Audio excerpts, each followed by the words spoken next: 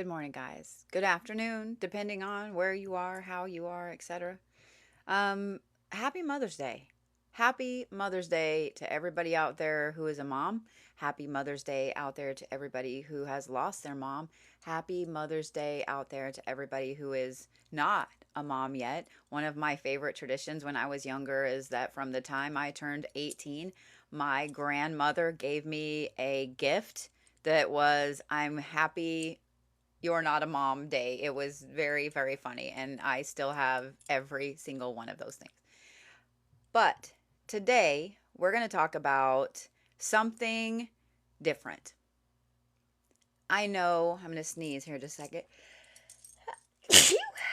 I know that every single every single person out there today is preaching about love and preaching about moms and preaching about all of that stuff.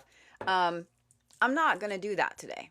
I'm not going to do that today because there's been something that's been on my mind a little bit, and it really, really came out big time last night and yesterday when I was teaching some classes.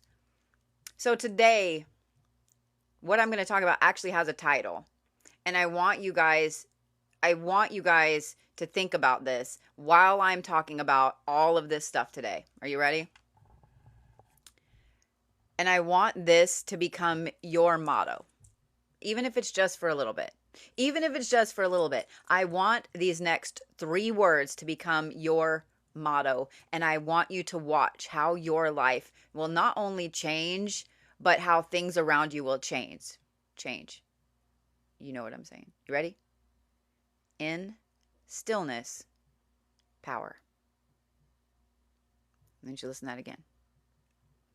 In stillness, power. Patience is a virtue. I know that you guys have heard that your whole life. And when I was younger, in my 20s, I was like, I don't care. I'm super Irish. I know you can't tell now because my hair is turning white, but I was the ginger as a kid. I was the only ginger in the family. I had the crazy dark, maroon golden hair, like the freckles. I was made fun of. And I had the fiery temper and the fiery passion that went with it. And so when people would tell me, well, you got to wait, you got to wait, you got to put the work in, no, hell no, I don't want to put the work in. I want it now. And I can't tell you how many times I have rolled my eyes when somebody has said, patience is a virtue, bitch, I don't care. I'm 19. I'm 25. I don't care. And even now in society, we have an instant gratification society.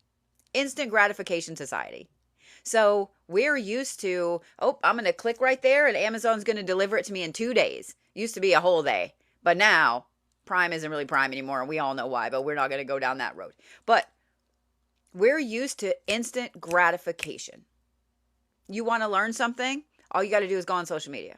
All you got to do is go on YouTube. All you got to do is go on the internet. It's right fucking there. Right? Wrong. Because here's the problem with that. And I want you to really think about this as I'm talking today. In stillness, power.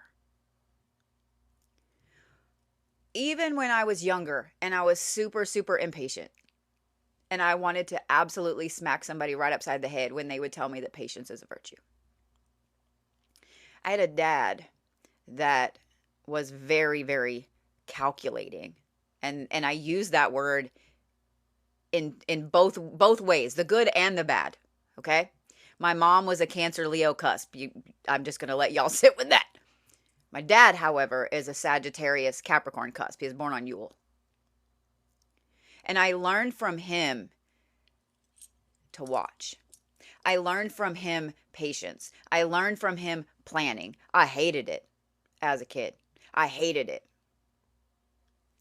But I had so many times in my life that training, we're going to put that in air quotes because technically your parents are training you, but there were so many times in my life that I wanted to do something so bad. And it still happens now. Don't think it doesn't. And I'm ready to rush forward with that thing and make that decision and go for it. Let's pack the car and let's just take off to fucking California or New York or whatever. Heads Carolina, tails California, right? But in the back of my head is that little voice. It's like, all right, well, let's plan this a little bit. Let's plan this a little bit first. Patience is pausing when you want to rush forward. Patience is pausing when you want something so bad that you can taste it. When you want to do something so bad that it's everything you can do to not do that thing. Impatience is acting on that. And the reason that I really wanted to talk about this, the reason that I have this in my head and in front of me, and I really want you guys to think about this as well, is I want you today, I'm going to give you an assignment. I want you to just scroll through TikTok for about 30 minutes. You heard me right. Normally I say, go do something else. No. Because I want you to remember, in stillness, power. I want you to scroll through TikTok. I want you to scroll through TikTok, and I want you to go kind of fast, okay? I want you to watch a little bit of each video, even if it's not one you would normally watch. And I want you to pay attention. And when you come across a news story, I don't care what kind of news story, I want you to look at the comments just for a minute. And I want you to see the things that come out of people's mouths. Because we have learned impatience. We have learned impatience, which means that we feel that we need to say something right now. If we don't say it right now, it will never come out of our face. If we don't say it right now, somebody else might say it first. How many times, and some of you guys are going to say, oh, you're a bitch. This is going to hurt. How many times have you guys said something and then used the excuse that, well, I'm just real like that. You always know where you stand with me. I'm upfront. I'm honest. Honey, you were being a dick. And let me say that it is the pot calling the kettle black, okay? Because I have done that when I was younger too. I let things come out of my face under the guise of, well, this is who I am, and I always want you to know where you stand with me. And when I look back, I go, oh, I was a dick. I was a dick. As I've gotten older, however, and really, really, after I turned 22, I'm going to say that. Going through a divorce at a very young age, a very nasty, nasty divorce at a very young age, taught me one thing, and that was patience. I also was very lucky to have someone that I worked for that became a mentor to me, who taught me tact. Tact is the art of telling someone to absolutely fuck all the way off in the most polite way possible. And it's a skill, and it's a beautiful skill to have. But we're so impatient that we need to tell someone right then, I don't like you. I know you guys have all heard people make fun of Southerners that say, oh, bless your heart. That is tact. Make fun of it all you want. That is tact. Because when someone says, bless your heart, you know exactly what they're saying, don't you? Don't you? When someone says, I love that for you, I love that for them, you know exactly what they're saying, don't you? That's tact. Y'all can make fun of Southerners all you want, but the one thing that old Southern charm has is tact. Maybe not always, but you know what I'm saying.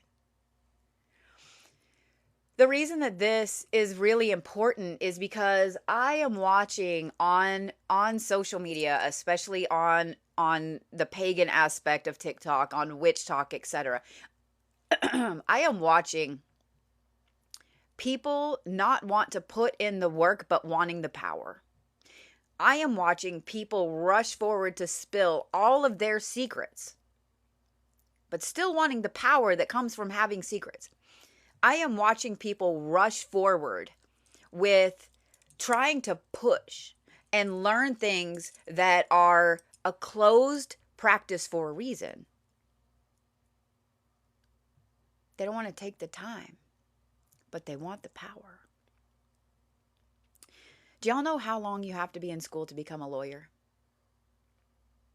Do y'all know how long you have to be in school just to become a nurse practitioner? And please don't think that I'm saying anything bad when I say just a nurse practitioner.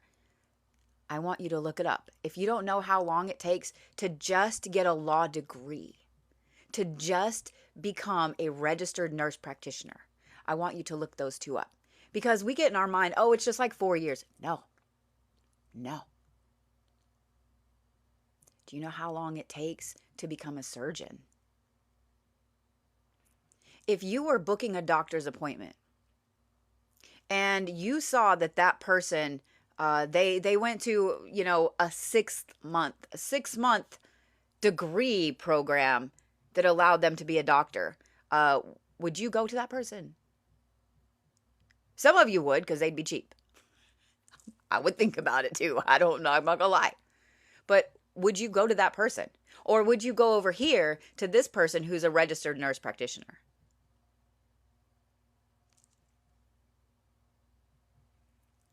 The same thing goes for your magical practice.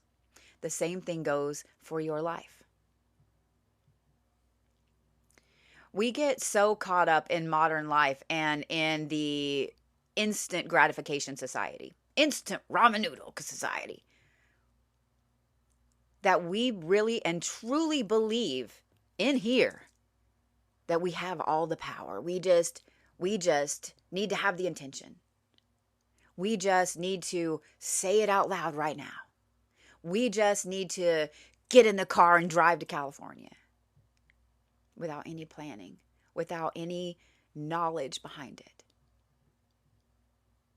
Now, I'm going to put it in the context of, I live in Oklahoma. Driving to California is it takes about 24 to 26 hours to drive, depending on traffic and if you stop or not.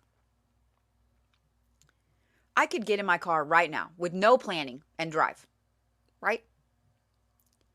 I'd get about, halfway and it'd get dark and I'd be like, well, okay, it's dark in the desert. Let me go ahead and stop for the night at a, safe place with lights and power and water and a toilet. And probably while I was laying in bed, I would be like, what the fuck am I doing? Why am I halfway to California? I have work tomorrow. Do you see what I mean? This is why a lot of times we make decisions and then we look back and we have a big regret. And the way we get around that is our instant gratification society says, no regrets. But the problem comes when we start reaching for things that we know are beyond our reach. We start reaching for things that we know take practice, take movement. You can move a whole mountain, my friends, but you have to start one stone at a time. But we get impatient because we want it now. We want it now. We want it now. We want it now.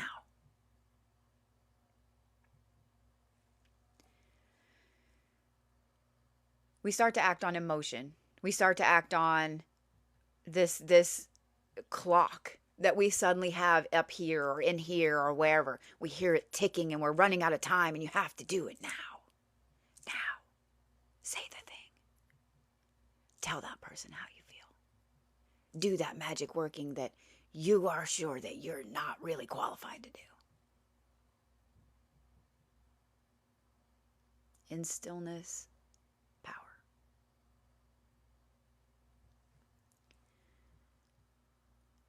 Did you know that in the Bible, and I know some of you, when I said Bible, you rolled your eyes, but I want you to listen to me.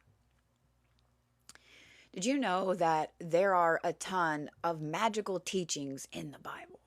Did you know that there are a ton of teachings about magic and about timing and about patience in the Bible? King Solomon was the master of timing and of patience. And if you guys do not know about the Bible, about King Solomon in the Bible, etc., there's your homework. If you just spot look over Solomonic rituals and what he did and when he did it, he didn't just go, you know what, I'm going to summon demons today to build me a temple. Let's do that. And he summoned demons and they built a temple and it was glorious and everything took 3 days. That's not what happened. It took decades. It took years. It took a long time. It took patience.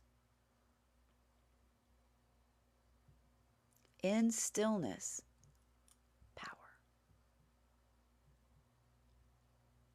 He spent years and years and years mastering things before he ever got that temple built, before he ever attempted to do something that was out of the norm as far as magical practices go.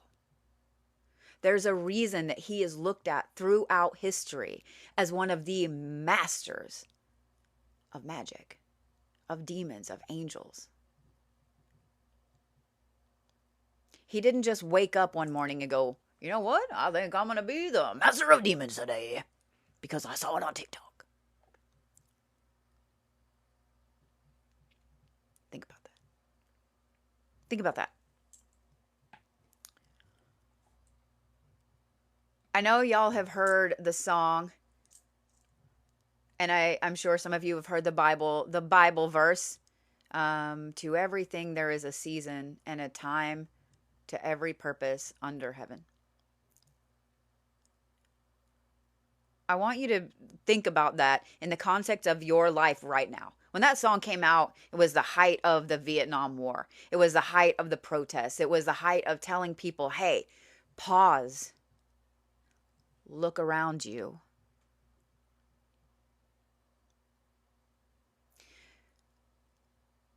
Solomon built his temple with specific sacred timing. Do you not think that when he was building this temple, he was like, you know what? I'd really like an extra bathroom over there. Let's do it now. Fuck yeah. But the timing wasn't right. You got to wait on that 50-second bathroom, man. I'm sorry. You got to wait on that altar space. You got to wait on that particular helper to come. You got to wait. And he waited. And look at the things he built. Look at how even now, millennia from the time that this man lived and died, we still look up to him as the pinnacle, the tippity top of magical practices. Look at how he is looked at not only in the biblical community, in the Christian community, in the Jewish community, but look how he's looked at in the pagan community. He's up here because of his power, because of his patience.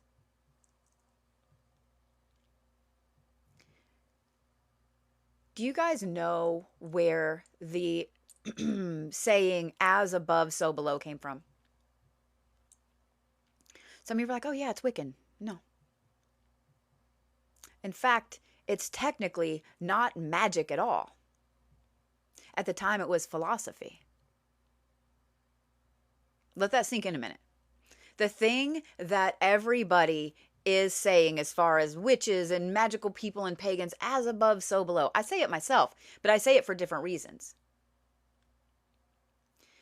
There was an ancient philosopher called Hermes Trismegistus. I never can ever say it very, very well, but that's my Oklahoman saying it. Hermes Trismegistus. In his book, he taught that the rhythms of the cosmos bring enlightenment. As above, so below. As within, so without. Think about that. as above is not just the air. It's not just the clouds. It's not just your enlightenment or your understanding. It's the universe. It's the cosmos. As above, so below here on earth. He who does not know the order of the heavens cannot work the magic of the earth. I'm going to read that again. That is a quote from him. He who does not know the order of the heavens cannot work the magic of the earth. In fact, one of the main things that Hermes stressed in all of his books, in all of his teachings, is mental preparation before action. In stillness, power. Knowing the balance of the will, knowing the balance of wisdom, knowing the balance of timing, knowing yourself, knowing your abilities, your skills, knowing where you might be lacking. And we're all lacking somewhere. I don't care who you are.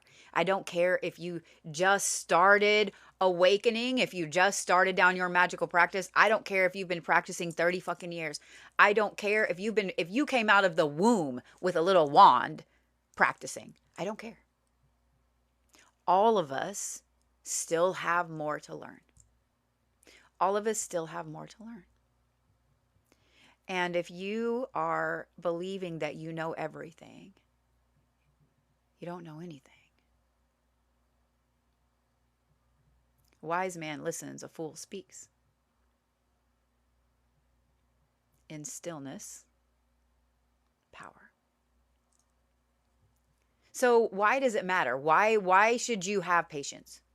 Because you could go right now, go get you some candles, go get you some herbs. It's a full moon tomorrow. You can light that bitch up. You can send all the fuck around and find out back. You can do all the manifestation. You can do all the things, right? I know just enough to do some things, right? To do some shit and some stuff. So why should I have patience? Because there's a massive energetic consequence when you do impulsive magic. And I want you to think about that and when it comes to life too, because magical practices, pagan practices, all of those things have a mirror over here in everyday life. If you right now were to go pull every bit of money out of your bank account and go buy that $500 pair of boots or $1,000 bag or whatever, the thing you've been coveting you want so bad, you're like, you know what? Fuck it. I don't care about my rent. I don't care about my electric bill. I don't give a shit. I want that right there. What would happen? What would happen? Y'all have heard of something called buyer's remorse, yes? That same thing happens in magical practices. Magical remorse. This is when you do a working that is fueled by emotion and fueled by impulsivity. You don't think it out. You don't research. You don't use the right ingredients. You don't use the right timing. You don't use anything that really is going to power that up. Do you get something pretty quickly? Fuck yeah, you do. Because you put a lot of emotion, a lot of energy into that, right? And then it fizzles out. And then what happens? Then you start to believe somebody's working against me. It has to be. Has to be old Sharon down the road or old Joel over there. Fucking Joel. You start to go through all this stuff in your head. This person did this and this person did this and this. I know when I was in 3rd grade, my best friend, Kim, told me that my hair looked crappy one day. Oh, that bitch. Baby, you're 30. Do you see, do you smell what I'm smoking? Do you see what I'm saying? When you do a working that is just fueled by emotion, fueled by this impulsiveness, hasty spell work usually backfires. Hasty spell work has an insane ripple back. It might ripple out really quickly, and it's going to ripple right back with a very undesired consequence. If you throw a let's just say you have a nice, beautiful bowl of water, and you drop a grape down in the middle of it. It's going to make these beautiful waves out instantly, right? Instant, gorgeous little waves. They're going to hit the side and they're going to come right back. Think about that. They're going to come right back. Because you impulsively just threw that grape in there, right? Right? Working any type of anything, whether it's magic or whether it is your life, working any type of anything with nothing, just emotion, just raw emotion, is never, ever going to work out for the best.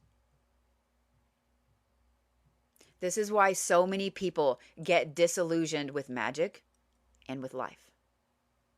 Because you're told that you can do it right now. Instant society, instant gratification. You don't got to go to school. You don't got to learn that stuff. You don't need to save for rent. That bag is there right now. Somebody else might buy it. You don't need to know how to protect yourself. Just do that working.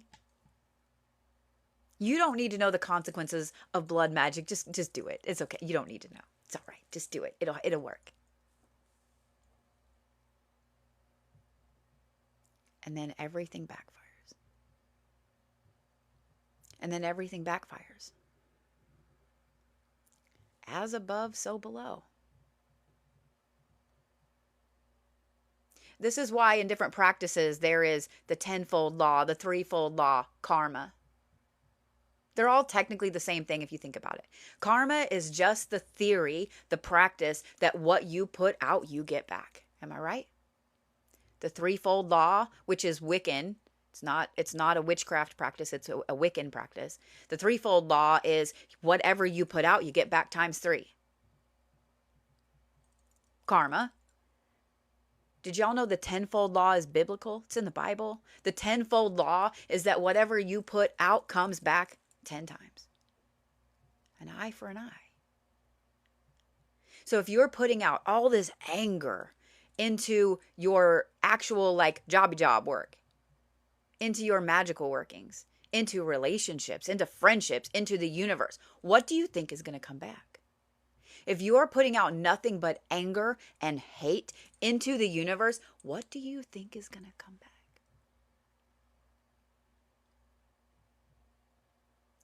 How many times have you guys heard people talk about, I never win anything. I never win anything. Everything sucks. My life sucks. I never have this. I never have that. I never. And they make fun of all the people that are like, all you have to do is change your wording. All you have to do is be a little more positive. Have you lived life? How many times have you heard that person have that rebuttal or something similar? Because that person has been taught that they can act on emotion and impulsivity and just say they're being real, and that's why they act that way. They have an excuse to be a dick. We've all done it. Myself included. Every person out there that is good, bad, and in the middle has done it. So please don't think that anybody deserves a pass here. I don't care who you are. I don't care who you are.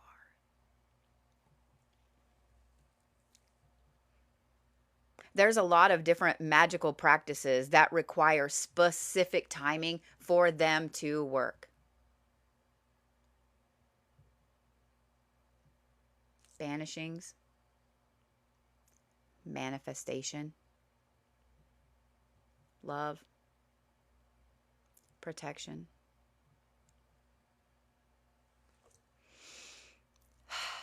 You have to know your shit. You have to know the timing. You have to have patience. And I know nobody wants to hear that. Nobody ever wants to hear that, myself included. Myself included. I don't want to be patient. I want to do what I want to fucking do right now. But I have also learned throughout my life that in stillness, How many times have you been in a meeting at work? You've been at a family reunion. You've been anywhere in the world. You've watched anywhere in the world on social media or TV. And there are two people, and one person is just going off.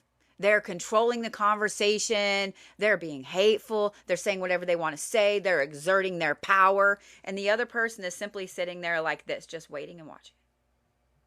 Just waiting and watching. How do you view those two people? Because perception is a lot. How do you view those two people? How do you view the person over here that is controlling the conversation, that is interrupting everybody, that is just this and this and this and this and this? How do you view that person? Think about it. How do you view that person? I don't care if you like that person or not. How do you view that person? And how do you view the person that's just sitting there like this, paying attention and just listening and just waiting?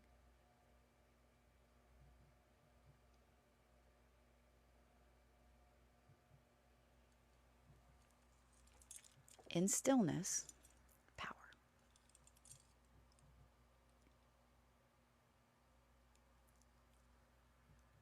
When you're getting ready to do anything, whether it's something big in your life or whether it's a magical practice, a spell, whatever, you have to have patience. You have to have patience because if you don't, you will get the blowback from that.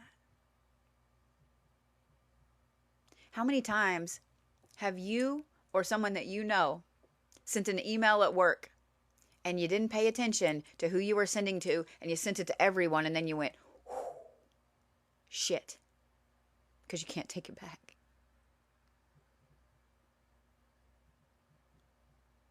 One time I worked in a Christian publishing company, a very massive Christian publishing company. And I was the assistant to someone very high up in the sales department. And we had taken a group photo, like of everybody for I don't remember what. And while I was on lunch, because I used to just shut my door and eat my lunch in my office so I could kind of decompress so I could handle the afternoon. And I sat and I edited the picture. It was a terrible edit on paint, but it was really funny, right? Everybody got mustache or crazy, like just stupid 5-year-old shit. But it was hilarious, right? So I went to send it to my friend who was also an assistant for the other very high up person. Yeah, well, I sent it to the entire sales team. And as soon as I hit send and I started getting replies, because I thought I just sent it to my friend Mindy. I thought I just sent it to Mindy, right? We were going to have a giggle about it. It was going to be funny. She was going to draw some mustaches. It was going to be great. And I started getting responses. And the vice president of sales responded to my email. And when I saw that, I went, oh, I'm fired. And I'm not going to lie, I almost cried. Nothing bad. It wasn't anything bad. But the fact that I just sent it to everybody. And did a couple people get mad? They did, because they're Karens and Chads. But the vice president of sales came to my office, knocked on the door. And I'm not going to lie, I was packing my purse. So I was like, yay, I get to go find another job. He came in and he closed the door. And he said, I know you didn't mean to send that to everybody. And I started immediately, I'm so sorry, blah, blah, blah, blah, blah. Now, mind you, I am 19, almost 20. And he sat down at the chair by my desk and he said, thank you for sending that. Ho, what?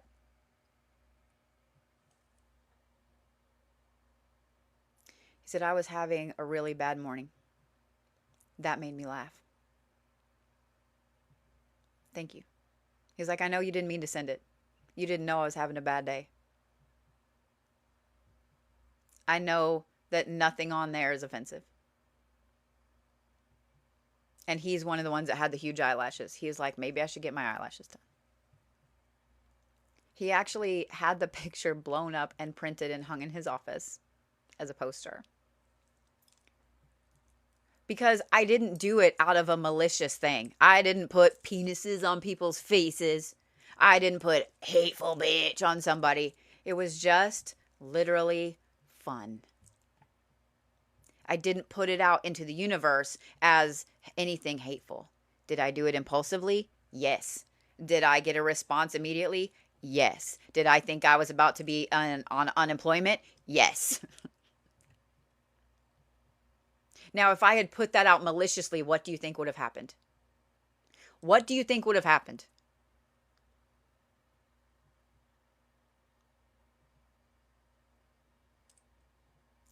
Aleister Crowley is one of the most famous magical practitioners, modern magical practitioners.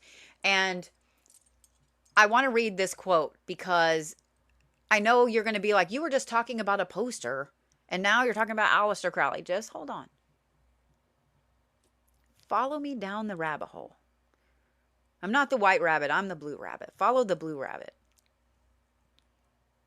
Magic is the science and art of causing change to occur in conformity with will. Now I'm going to say that again because I know some of you guys are like, okay, wait, what?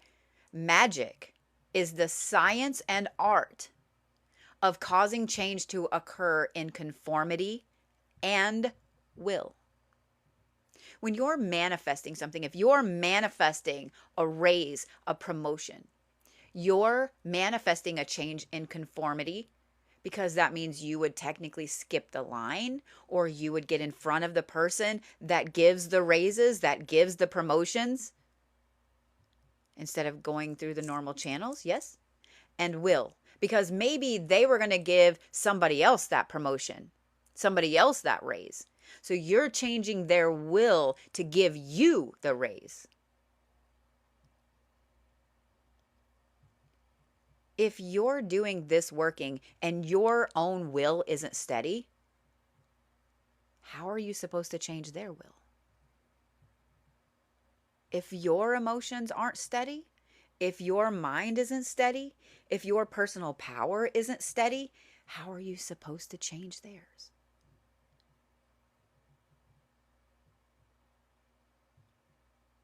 If you walk into a room and everybody in there is having a good time, right? Let's just say it's a holiday party. Everybody's having a good time, right? Everybody's eating all the foodie foods. They've got a little bit of champagne or whatever. Everybody is having a good time. It's great, right? There's some music going lightly. Everybody's talking and laughing. And someone comes in and they're mad and they slam something down. Instantly, the mood in that room is going to change, is it not? Instantly, one of two emotions is going to come up with everybody in that room. Return anger or caution. Return anger because that person is angry and you just pinged their anger. They remember that they're mad at the person over there or the person over there. They're mad at this or that or this, and that's going to come to the forefront. Or they're suddenly on edge. They're suddenly on guard. They're ready. What's happening? What's going to go down? Do I need to find an exit? Do I need to film this? You just changed the entire mood because you walked in and you were angry. And maybe you're not even angry about anything in that room or having to do with work. Maybe when you parked your car, you pulled up on a nail. And you know when you go outside, you're going to have a flat fucking tire. But you just changed the entirety of the room because of your impatience. Is you being angry about that nail going to do anything at all to help that nail, to help your tire? No. Does it make you feel better to be angry about it? Yes, of course. Having a nail in your tire is stupid and it makes you angry instantly. Been there, done that. I get it. But do you think that going in and making everybody else angry is going to be beneficial for you? When you go in and you act like an ass and you're slamming stuff around and then later you ask for help to get somewhere? You just brought the whole party down, man. Do you really think that everybody's going to jump to help you?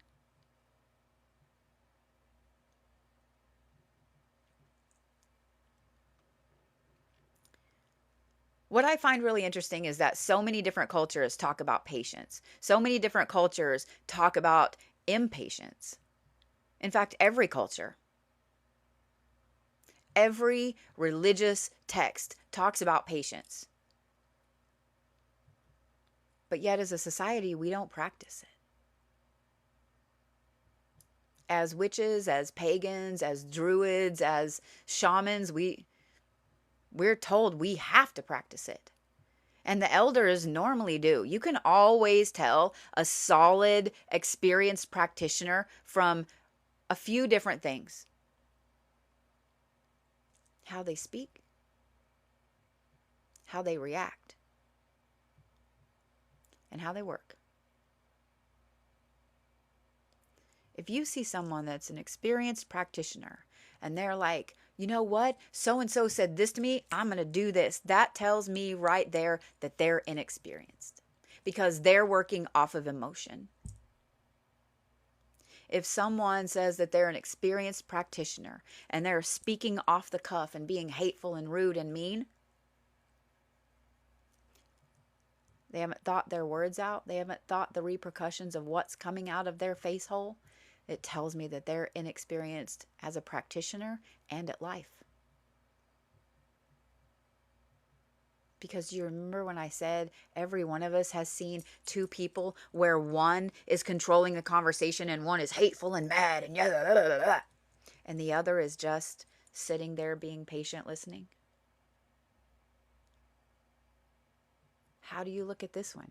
Do you look at this one over here that's being rude and hateful and controlling the conversation and yelling over people? Do you look at that person as actually knowing anything?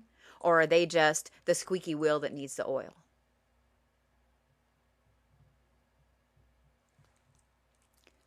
A wise man listens. A fool speaks.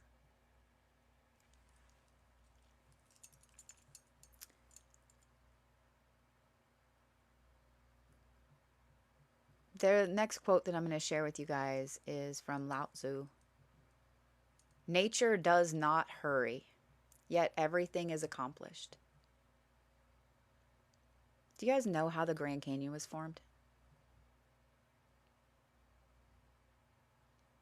Do you know how deep the Grand Canyon is? I mean, I don't right off the top of my head, but it's crazy. I have flown over it and been and my jaw hit the floor. That canyon was made from water. From water. Nature does not hurry, yet everything is accomplished. So why are you trying to hurry your practice, your life, your magic, your path? Why are you trying to hurry? As above, so below. The cosmos doesn't hurry. How long does it take for a planet to form? How long does it take for a star to form, to live, to die? As above, so below. But yet, if you think of it in the terms of how long does it take for a star to form, to burn, to fade, to die. But how powerful is that sun each and every step of the way? Even when it is gone and either becomes a black hole or explodes. In stillness, power.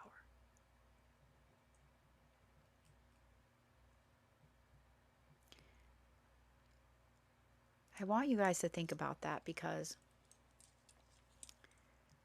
every single one of you has someone that hates you. Every single one of you has someone that loves you. Every single one of you has someone that believes you can do no wrong. They hold you on a pedestal so high that if you really knew how high that pedestal was, you'd probably be afraid of falling off of it. And every single one of you has probably more than one person that wants you to fail. Why give them what they want? Why would you give on a silver platter the person that is begging and praying and doing workings on a daily basis? Why would you give them a failure to put on their little belt and be like, that worked?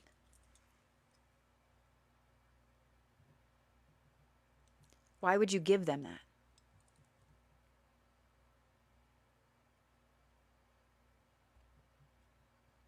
I'm going to give you a little tip from the book of Bodhi.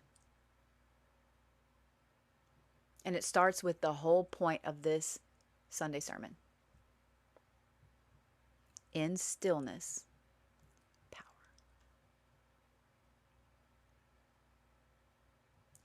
Don't release everything you're doing. Nobody needs to know shit about Jack. If you feel that you need to brag about something that's going on in your life, you need to ask yourself, why?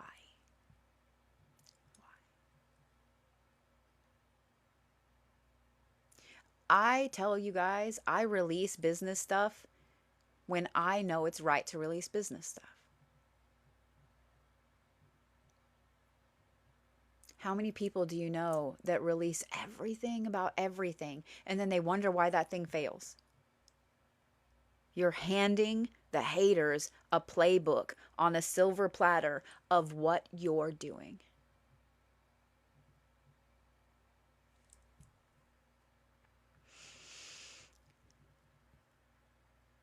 I have a list of quotes on my computer that I see every day.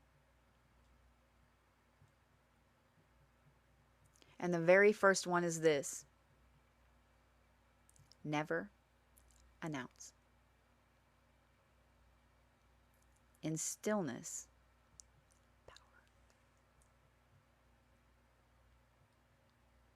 I want you to let that sink in. And I want you to think about where you've been giving people too much information about you and about your life, and where you've been acting impulsively because it's instant gratification. We all love instant gratification. We do. We all do. I mean, I do. Where have you been giving people too much information? Where have you been allowing people to have everything you're doing on a silver platter to undo it?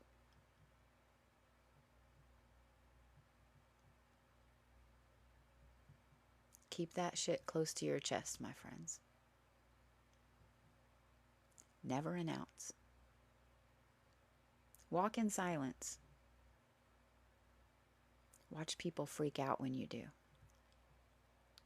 You want to become a master at practice. You want to become a master at witchcraft, at Wicca, at Druidism, at Christianity, at life. In stillness, power.